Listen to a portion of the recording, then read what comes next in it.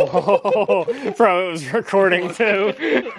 I almost dropped you guys. You almost just all died. Good morning, everybody. What is up? We are back in the garage. A lot's gonna happen in this video. We are going to raise the suspension on the E36. While I like this flush fitment, almost tucks in the front, that's cool. That's a 17. I have 18s for up front to drift since I put the angle kit on it last summer, which I didn't do a video of. It has E46 lower control arms with cut knuckles that are re-welded. You get way more angle out of that. That's the cheat code for cheap angle on E36s. But you get so much angle that you need to run spacers in the front because at full lock, you will drag the inside of the front wheels on the frame rail, and that's no bueno. So my thought process is we raise it so the 18s fit nice. Even if I run 17s up front, it's just more clearance. BMWs run lug bolts instead of like studs and nuts. So to put spacers on the front, you either need longer lug bolts or you stud convert it. I'm just gonna stud convert it, save myself a lot of headaches because then I can choose what spacers I need and whatever else. Yeah, so they sent us thread locker blue with the wheel studs. We'll install them here shortly.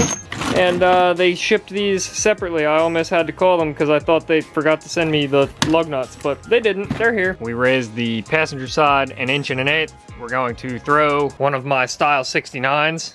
Ha! Nice. Style 69s. Ha! Nice. Onto the E36. How do you think it's gonna look with the Style 69s? Nice.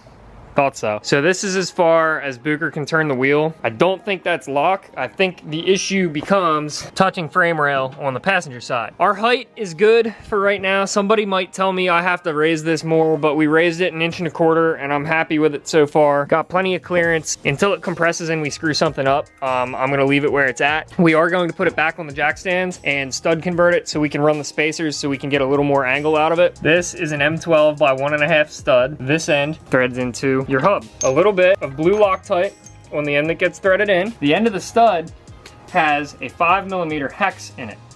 You got a 5mm hex bit. Put that in there. When you put your blue Loctite on this end and start to thread it into the hub, I'm gonna make them finger tight first, and then you install these to 25 foot-pounds. If you're asking where I got that information, I got it on FCP Euro's website, where I bought the studs from. So we're gonna do that now. Oh boy. Okay, that was harder than it needed to be. That's as tight as I can make that by hand. I have a torque wrench. It's already set to 25 foot-pounds. You can take my word for it. We're just gonna, oh. Maybe get a friend to sit on the brakes, but my friend's holding the camera. Hey, look at that, that's 25 foot-pounds. And then you just do it again for the other 4. We'll check back in after that happens. So after all 5 studs are installed, these spacers are thinner than I thought they were. They might only be, I don't know, they look like they might be about 15mm. It's better than nothing. Probably need wider spacers at some point. Throw them on here, and then we are going to throw the wheel up. And it's easier to put a wheel on a hub that has studs versus trying to hold the wheel up and stick the lug bolt in, because the lug bolts are only like that size. Throw this up here.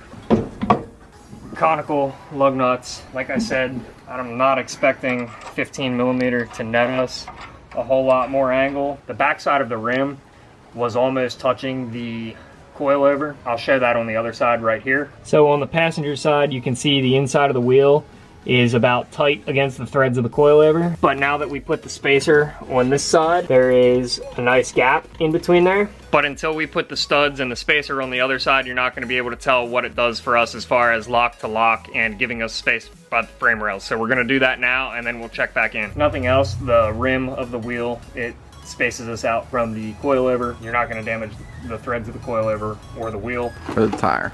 Or the tire. These studs make it easier to throw spacers on because now I have more thread engagement and I don't have to order different length lug bolts for each different size spacer so we know they're long enough. If you look inside there, there's still a couple threads. We can probably get up to a 25mm spacer behind there, which would be a 1-inch spacer. That's a lot. It's not a lot of spacer, but it's more spacer than I have currently. We're gonna do this to the other side, and that should be it for the front, other than adjusting. We're gonna adjust for toe. Again, I'm just getting into this. I'm just starting to learn how to drift. I'm more concerned about learning how to drive the car, initiate, transfer, and kind of link things together. And then as I get more in depth with it, I'll learn more about the technical side of things as far as alignments and tire pressures and all of that stuff. So at lock, we are still frame rail. We got maybe a little bit more angle out of it. I'm not anticipating needing all of this angle to start learning, but it's gonna help because I raised the front, I wanna raise the rear too. And I threw the 18s on that. I just wanna make sure that 18s fit nicely the whole way around. Even though all of my burners are 17s, if it clears with an 18,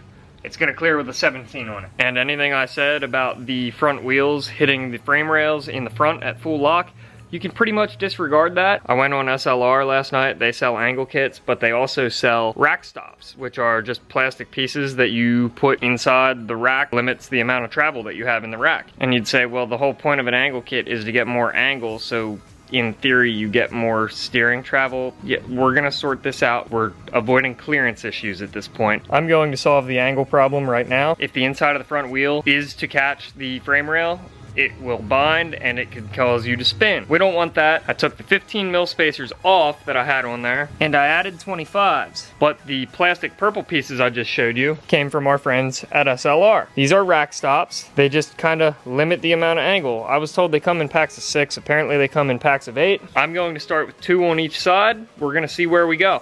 So I pulled this boot back here.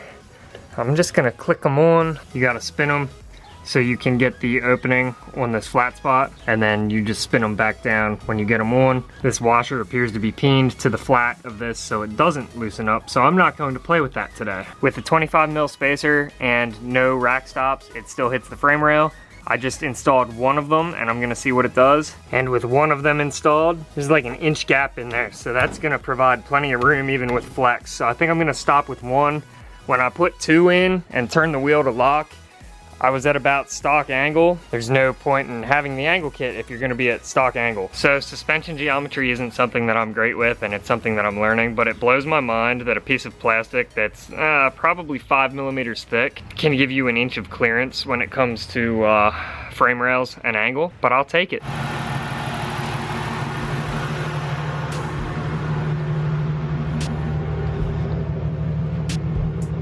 There are a lot of things that I missed in the last hour. I threw a new battery in the car. I got fire extinguishers for both the car and the trailer. I need to make a fire extinguisher bracket for the car. It's gonna go on the passenger's floor. I need to make a battery tie down, but other than that, it starts up. It needs aligned. Booker and I are gonna play with the alignment a little bit later this week. It's going to Pittsburgh.